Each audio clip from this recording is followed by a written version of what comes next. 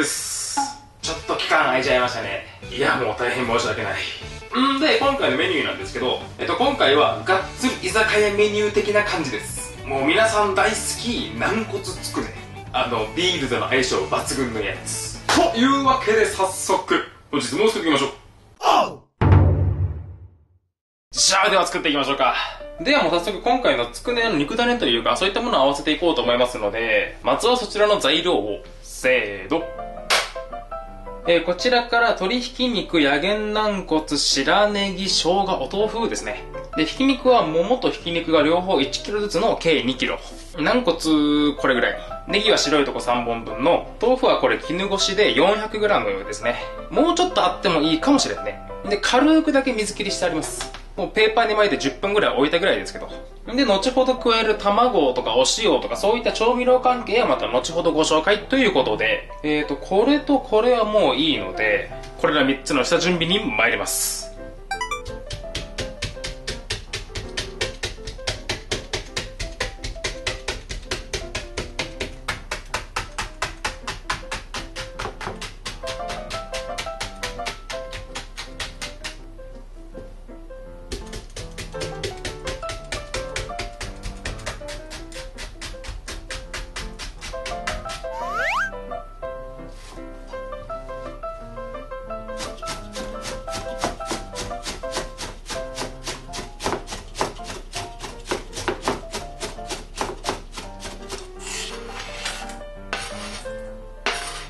で、生姜は表面についている土だけこうやってさーっと落としてあげて、これで OK。 で、続いてはこちらのやげん軟骨なんですけど、俗に言うカッパってやつ、こちらの処理に入っていきます。で、どうでもいい話なんですけど、このやげん軟骨っていう名前、ここのやげん軟骨の骨の部分ってこういった形をしてるんですけど、これが漢方とかをすりつぶすやげんで似てるからやげん軟骨って言うらしいですよ。初めて知ったわ。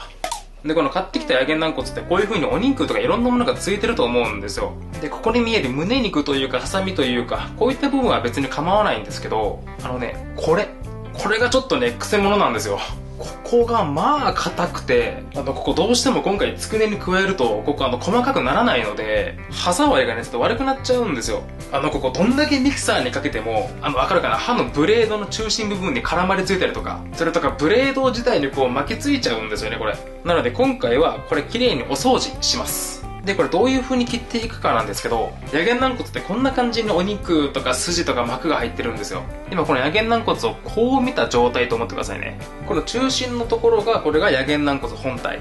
で、青いのがお肉の部分。で、ここら辺に見える赤いやつが膜とか筋なんですよ。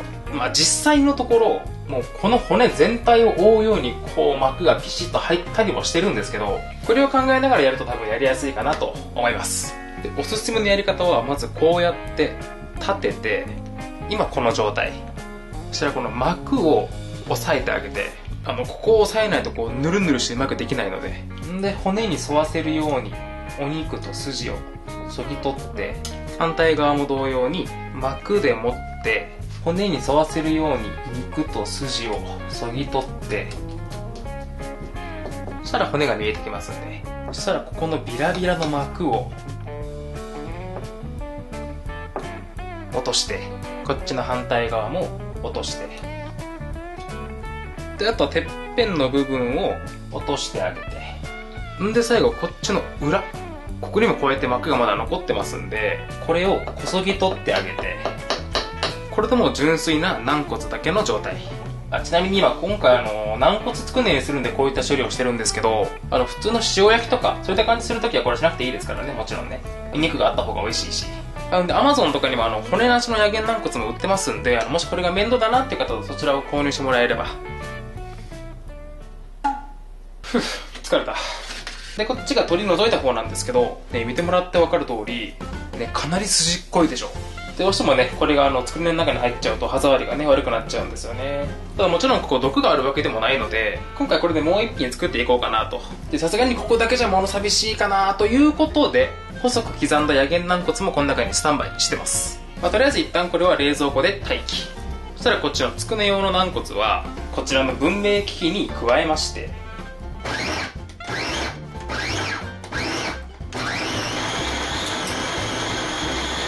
このくらいのサイズになれば OK ということで、つくねの具材たちの準備は終わりましたんで、ここから調味料関係に行きます。はい、せーの。こちらから塩、胡椒、片栗粉、玉元ですね。ちなみに今回の胡椒は白胡椒で、玉元はこれから作ります。で、今回の量が4つまみ5つまみくらい、適量大さじ5から6くらい、卵黄3つ分。ちょっと結構ざっくりとしてますけど、一応今回片栗粉をこんだけいっぱい用意してますけど、様子を見ながら加えて全体の硬さを調整する感じで。じゃあこれらを混ぜ合わせる前に、まずちょっと玉元から作ります。まずは卵黄に1個につき1つまみのお塩、いつもと同じような感じですね。で、卵黄1個につき 70cc から 80cc の油。今回のは米油ですね。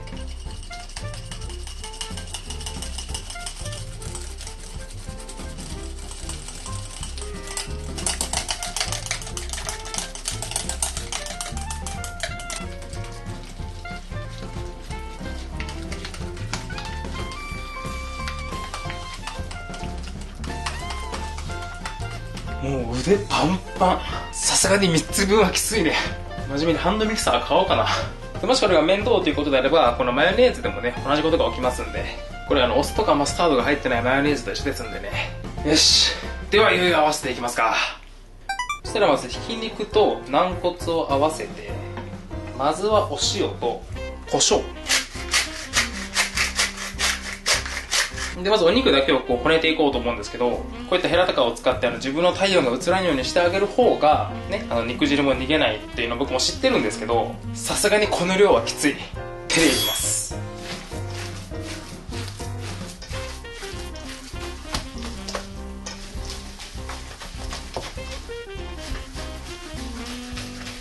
で、全体的に糸がちょっと引くぐらいまで粘りが出てきましたら、ちょっと端っこに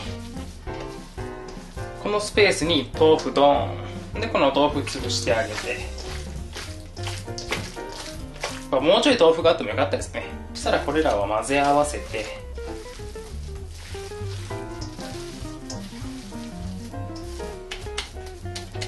そしたら残りのネギ、生姜はすりおろしてから、もちろん香りの強い皮付きのまんまで、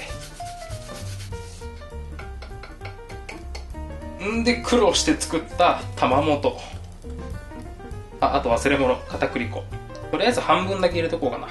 あとはさっくりと混ぜ合わせて、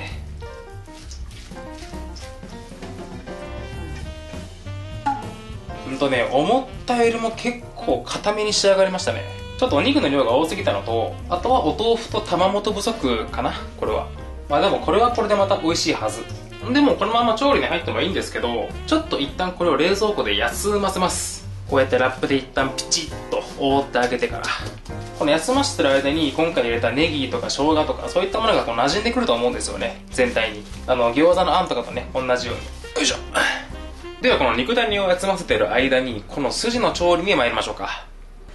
まずは沸騰したお湯に軟骨、こうやって千切りしたやつね。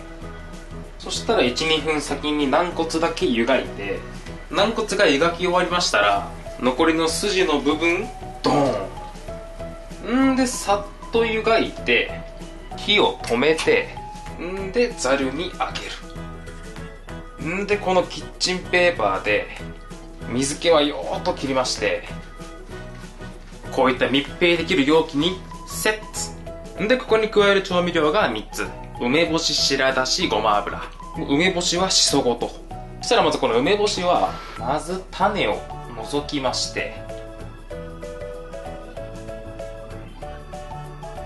あとはひたすら叩いて、こういったペースト状に。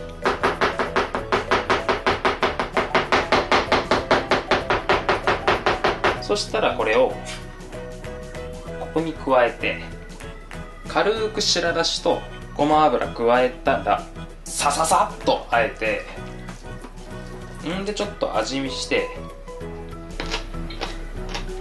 お好みの塩分までちょっとお塩で調整。多分これでもう出来上がり。野源軟骨と筋の倍に加え、感覚的には梅水晶とか梅クラゲとかそういった感じですね。ちょっと味見したい。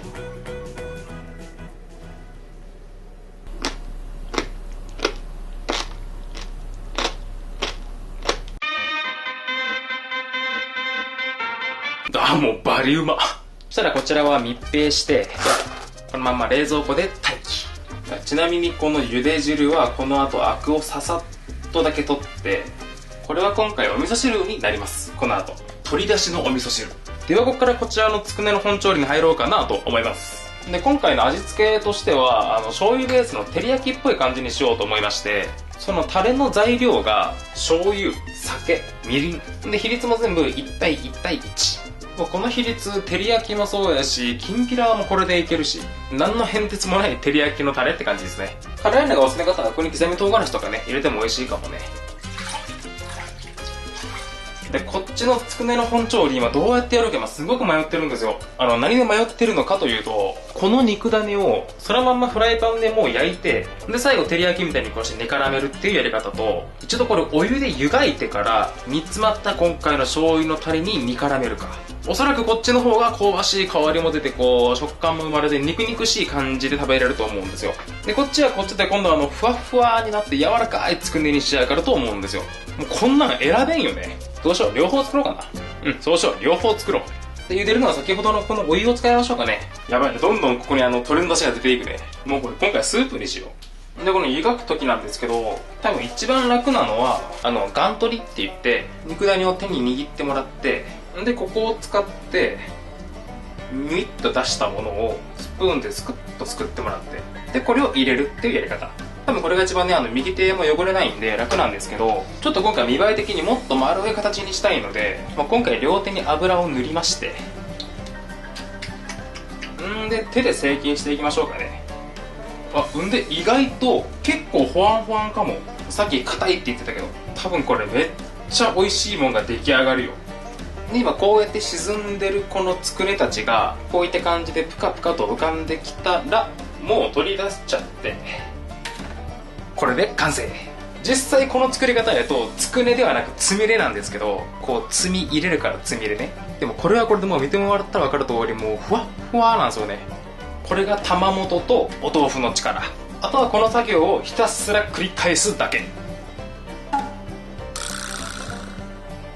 で、一点補足というか今回気がついたことなんですけど、ちゃんとグツグツとこう煮立ってるとこに入れずに、まだ温度がちょっと低い時に入れて火を通したのがここら辺なんですよ。温度が低いとこうやってパキッと割れちゃったんですよね。これだけじゃなくてこれなんかもちゃんと最初温度が高いところに入れて表面を固めてあげないとこういう風に割れちゃうんですかね。ようわからんけど今回いい発見がありましたね。でこれ無心でやり続けた結果、しくった残りがこんだけになった。この量だとだいたい6つぐらいしか作れないね、焼きの方がね。ではこちらの焼きの方に入っていきます。ではまずフライパンにごま油ではまた同じように手に油を塗りまして、軽くだけ空気抜いて、こういった俵型でもいいし、ちょっと潰して小判型でもいいし、今日はなんとなく丸でいこうかな。こんな感じの。そしたらよく熱したフライパンにスライド。そしたらまず片面ずつ焼いて、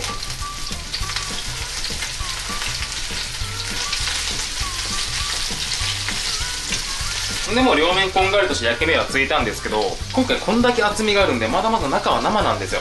なのでこの後煮汁を加えて、なんというか蒸し焼きというか、そういった感じで中まで火を通していきましょうか。ではより絡みやすいように、まずこの余分なごま油は除いて、ごま油というのかこの鶏から出た油というのか分かりませんけども、でフライパンがさっぱりとしましたら、今回の煮汁ダバー、あとは蓋をして、どんぐらいやろ、とりあえず 4,5 分で火が通ると思うんですけどね。ちょっと一旦放置。もうパッと見ハンバーグみたいな感じしてますけど、違いますからね、これつくねですからね。でも中までしっかりと火は通ったかなという感じなので、こっからはちょっと火加減を上げまして、この煮汁を絡めながらこう仕上げていきましょうか。テリッテリに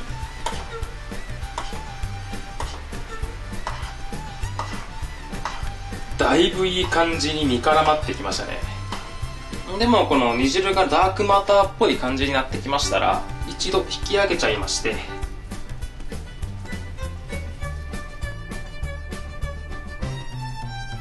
これで照り焼きハンバーグ完成。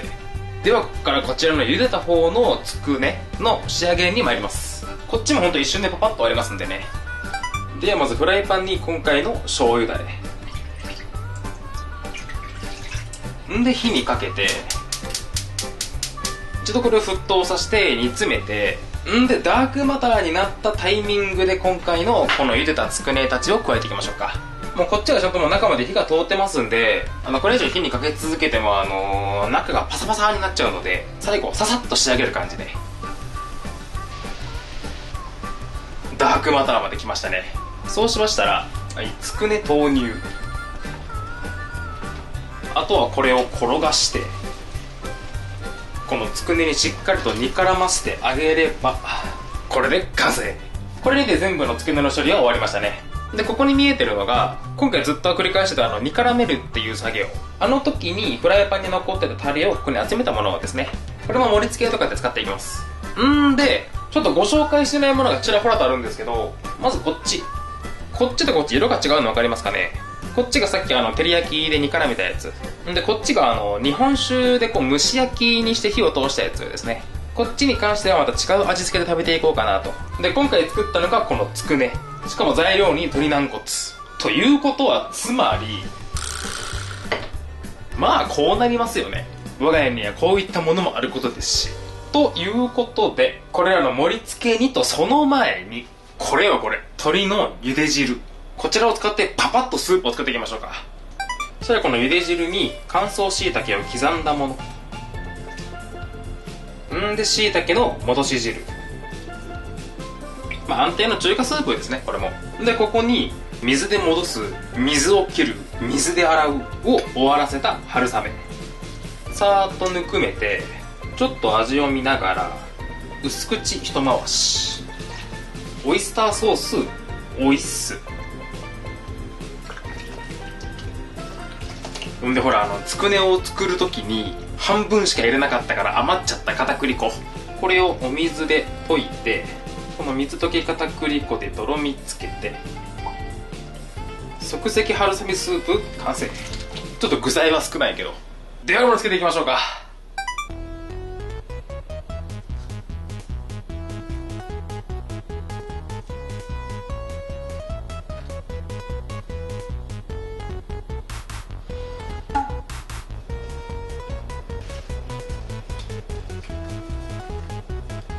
ちなみにこの今下に引いたレタスとかこのベビーリーフとか、一応今回のはベビールッコラですね。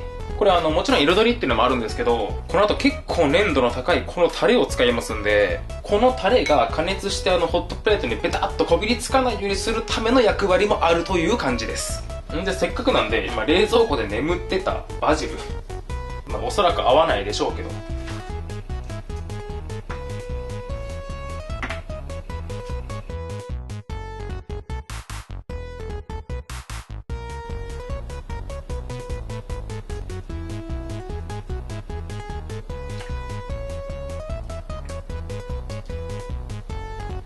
でこれが自家製のネギ油ですね。違う、エビ油。あとは香り付けのホアジャオで、つくねには欠かせないこの卵黄、ここにくぐらした時になんか薄くなるのも嫌なので、ちょっとお塩だけ振っといて、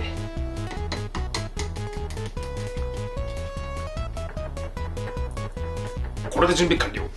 あとはお茶碗添えれば、はい、これで鶏軟骨つくねセットの出来上がりです。では実食編へ行こう。というわけでこちらに完成しました。骨で、今日ちょっとねマナーは悪いんですけど、ちょっと帽子かぶります。この後焼き鳥焼くっていう作業もあるので、ちょっと髪の毛混入防止でてなわけでして、いただきます。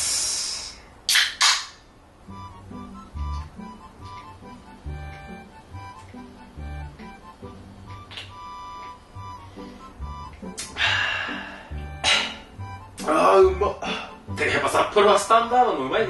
苦さ、辛さ、甘さ、香り、いろんなビールの真ん中、なんかそんな気がする。ではまず初手安定の汁物。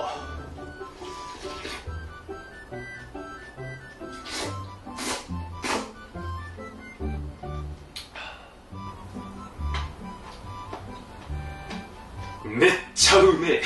まあ今日作ってないもので申し訳ないんですけど、結構前に作った自家製エビ油。まずあれが鼻からデーンいくでしょ。で、その後乾燥しいたけのこうグワニルグワニルしたものが来て、最後に巨大な鶏の大群が来る感じですね。もうなんなら若干くどいなと感じるぐらい鶏の旨味がすごい。そりゃこんだけ茹でたらね、こうなるわな。で、こっち今ぬくめ直してるんですけど、あともうちょっとね、かかりそうなので、ちょっとこっち食べていきましょうよ。野源軟骨梅水晶。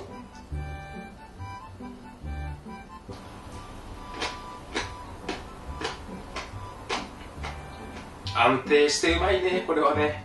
普通梅水晶ってね、サメの軟骨を使うんですけど、多分サメの方がもっとさっぱりとしてるというかね、もっと癖がないんですけど、こっちのヤゲの方がね、今回筋が入ってるっていうのもあって、結構パンチのある梅水晶っていう感じですね。んで、軟骨じゃなくて、この筋のところがね、プニュプニュとして心地いいんですよね。これはビールやな。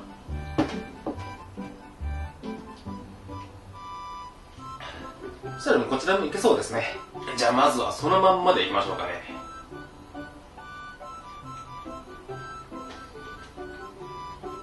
あ、これはうまいわ。めちゃくちゃ柔らかいよ。歯への当たり方がフェザータッチ。もう中ふわっふわですね。よくスーパーとかで売られてある市販の鶏軟骨入りの肉団子、あれの硬さをゴッとすると、これ2ぐらい。めっさ柔らかいよ。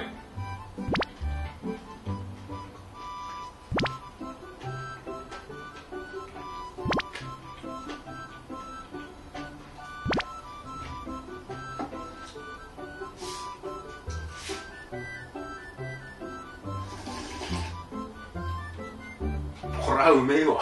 そりゃ鶏と鶏だもんね。そりゃ合うよね。今回結構煮詰めて煮絡めたんで、味がかなりはっきりしてる分、このご飯との相性がめっちゃ多分これおかわり案件やな。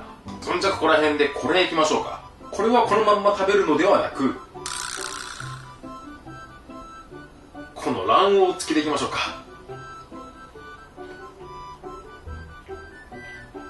もうまさしく居酒屋のそれ。いや、なんというか、ある程度料理をかじっててよかったと思った瞬間が今です。で、今回僕が何気に一番楽しみやったのが、今回のこのタレを吸いながらくったくたになったこの野菜たち。当然ここにマヨネーズをビャッとして、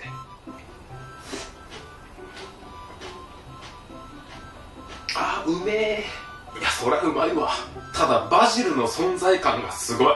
クラスのメンバーで言うと、修学旅行のバスの一番後ろの4席5席ぐらい繋がってる一番後ろに座ってる男子生徒ぐらいキャラ濃い。じゃあちょっとマジでお腹空いてもうて、ここのお皿に乗ってる分だけちょっと無言でパパッと食べてもいいですか？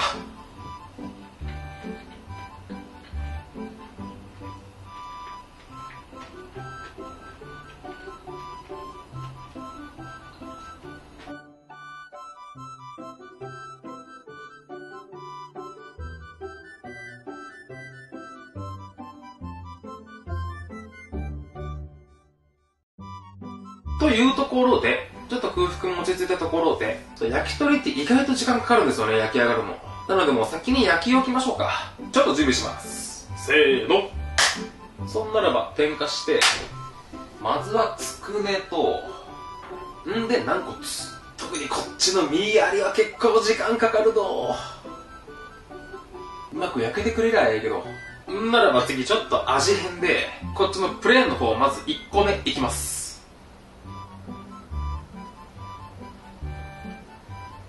まずはしそ&梅肉。いや、これは絶対うまかろ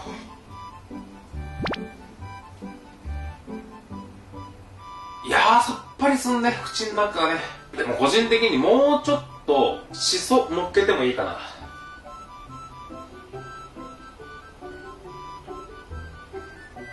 しそだらけ。で、梅肉ちょっと乗せて。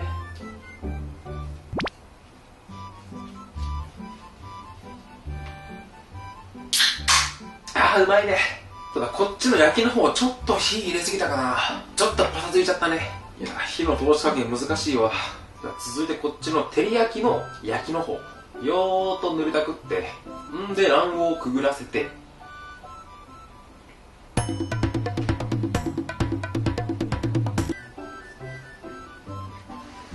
いや、こっちの照り焼きの方はまだあれですね。パサパサはしてないですね。ふっくらジューシーって感じ。てかやっぱ時間かかるな。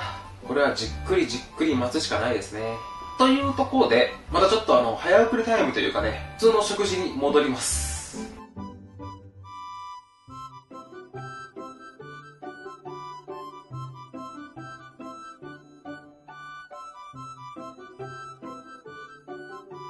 ではここで1本焼き鳥が完成しましたね。まずは身なしの軟骨。やっぱこれは早いね。で、今回味付けは自家製ハーブソルト。パセリ、セロリの葉っぱ、バジル、ニンニク、塩、胡椒とかやったかな。これをパラパラーっとかけまして、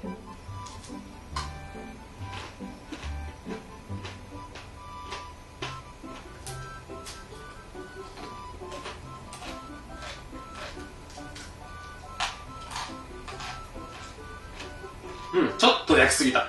でもうまい。いや、もうこれは言わずもがなやな。やっぱこうなりますよね。焼き鳥とビールはやっぱ合うね。ビールとの相性部門絶対トップ5には入りますよね。そんならば、もうこっちのつくねもいい感じなんですよね。なので、ちょっとタレをかけまして、ちょっと濃いすぎますけど、まんべんなくついたら一度網に戻して、このままじっくりじっくりと。いやもうこれは間違いなく美味しいでしょ。まあ味は濃いとは思いますけど。またいつかね、ちゃんとした焼き鳥ね、動画作りたいね。よいしょ。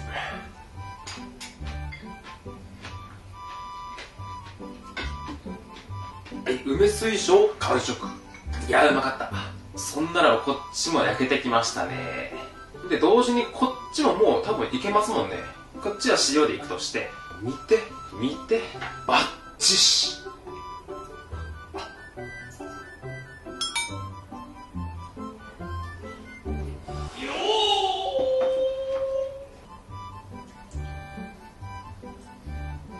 あっつっ。めっちゃうまいね。もうほんとほわんほわん。じゃあ続いて、身ありのヤゲン軟骨。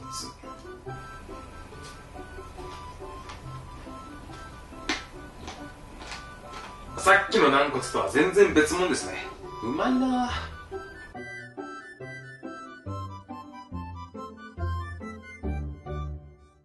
ていうことで焼き鳥4本食べ終わりましたので、ここでまたもう1個味変と参りましょうか。その前に一度この串は焼きながら、よいしょ。こちらの大根おろしに黄身を落としまして、ぐちゃぐちゃーっとやって、そしてこちらを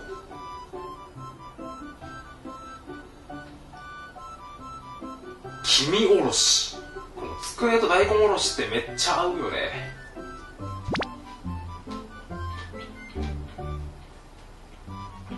うわぁ、うめえ。いや、そりゃそうよ。まずくなる要素一個もないもんね、ここにね。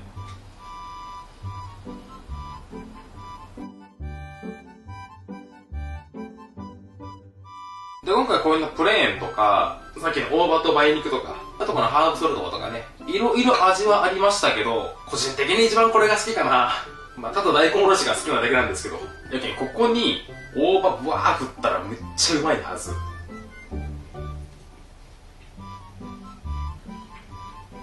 清涼感の具現化。なんかもうシソのシーズンが終わると思ったらあれね、なんか寂しいですね。これからはキノコの時期やな。ではまたちょっと早送り。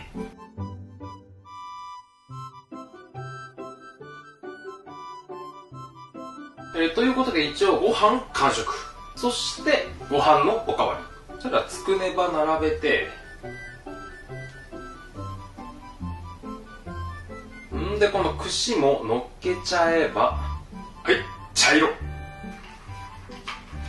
そしたらまあ一応余ってる黄身もバーっとかけといて、それではここでジャラススタート。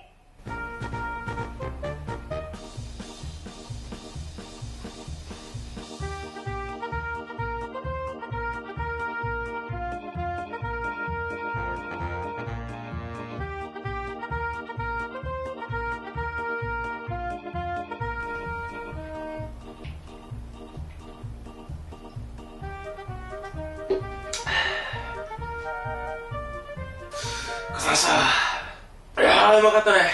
めちゃくちゃ美味しかったけど、中に何個かね、火の通り過ぎてこう、パタついたというかね、あ、やっちまったなというのが混じってましたけど、でも全体的にはすんごい美味しかったですね。大満足。実は今回のつくね、何回かね、試作を繰り返してたんですよ。